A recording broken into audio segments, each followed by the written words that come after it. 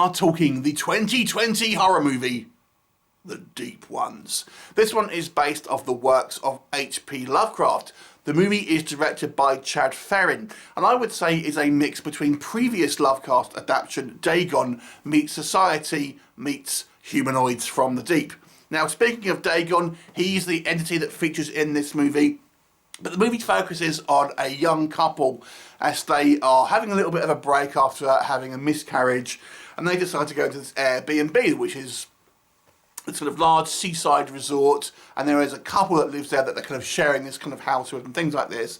And it all seems very nice when they go there. The house is lovely, it's great views. The other couple that own the house seem very, very accommodating and friendly, maybe a little bit too friendly. And they learn that there is this, seaside community that is very kind of interweaving and maybe a little bit too close. Nonetheless, it seems all quaint and, a nice place, at least on the surface.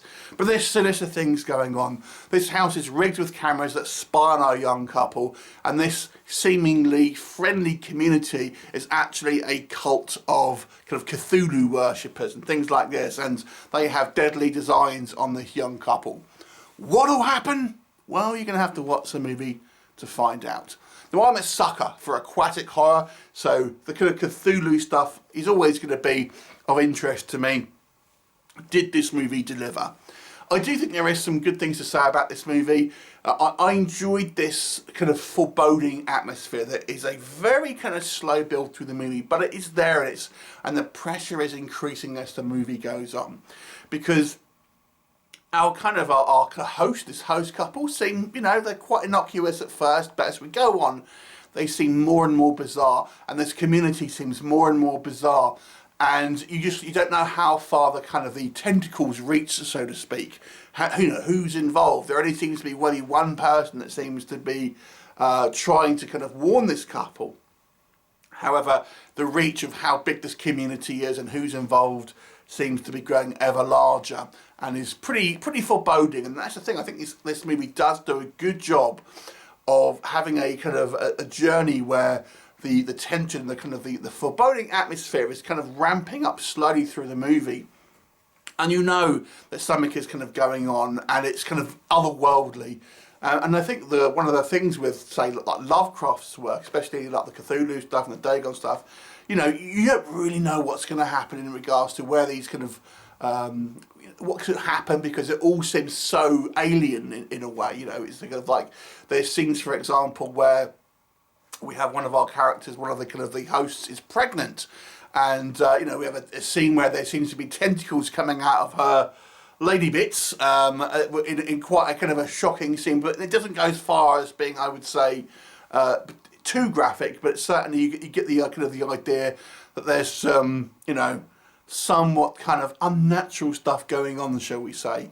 And I thought that was all pretty good.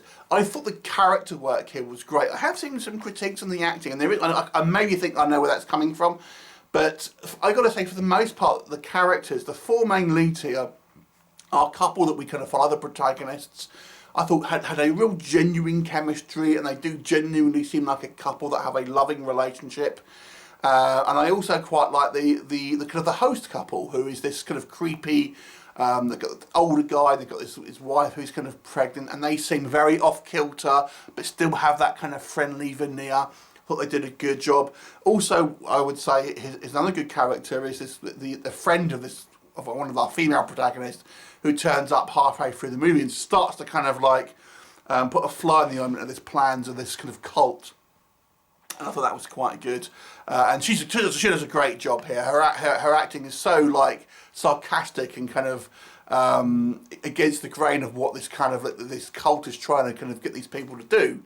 It's great. It's great scenes. I thought she was a great addition to this kind of like this movie. The movie is very low budget, but nonetheless, I think they do a reasonable job with some of the kind of the effects work here. Luckily, they don't kind of rely on kind of CGI and things like this, so we do get, admittedly, not a lot of kind of special effects and creature stuff and stuff like that. But it's fun in a kind of cheesy kind of B-movie way. But I think that the main thing here is I like the creepy atmosphere, and the story, because of the nature of this kind of creature, the Lovecraft creatures, they're quite unpredictable about maybe what will happen, certainly to some of these kind of humans who seem to be exhibiting kind of maybe aquatic features and things like that. You don't quite know the powers that they might have or where the threat might come from and things like this. And I've got to say, I think on a technical level here, the cinematography was great. The location shooting, this house seems very kind of idyllic, but also becomes, somewhat intimidating at the same time. Where does this movie not work? I think it's ultimately quite predictable.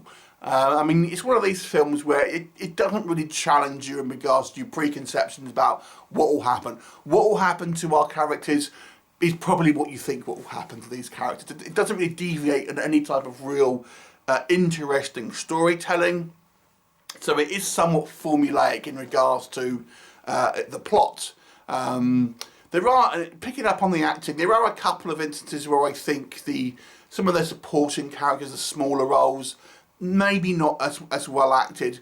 And I've got to say as well, I think maybe they go a little bit overboard on kind of the weirdness with some people that would certainly, I think, send warning signs far more than it did in the movie when we have this overly bizarre kind of community of people. The monster effects, there wasn't maybe as much as I was expecting. We don't really get a lot of kind of creature effects and stuff like that. The finale of the movie as well, I would say, is a little disappointing, both in story elements, because it's ultimately is somewhat predictable and a little bit of an anticlimax. And I also got to say, I think maybe, although I didn't think it was bad, the VFX could have been stronger. Let me just put it like that. I don't think it was necessarily a bad effect, certainly for the budget of movie that this is. But they could have been more done with it in certain sequences. I think the ending maybe wasn't as good as it could have been. But nonetheless, I still enjoyed this movie. I would say Dagon is still, the actual movie Dagon, is still a superior film to this one. But this one certainly isn't bad. I enjoyed it, mainly down to the kind of the character work and this kind of like this weird kind of creepy atmosphere that this movie does have going for it. So I'll give it a 6 out of 10. Have you seen it? What did you think of it? Leave me a comment and I shall look forward to seeing you next time. Bye for now.